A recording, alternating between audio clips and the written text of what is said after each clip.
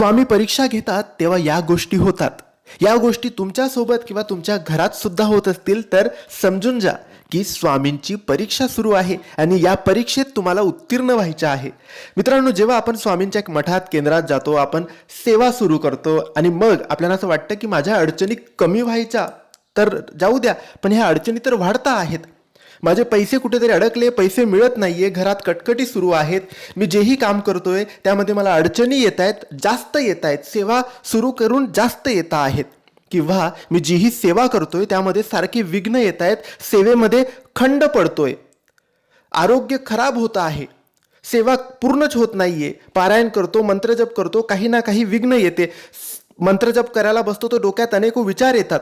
हीच असते स्वामींची परीक्षा आणि या परीक्षेत आपल्याला उत्तीर्ण व्हायचे. सगळ्या गोष्टी बाजूला ठेवून सेवा पूर्ण करायची आहे. स्वामी फळ नक्की देतात.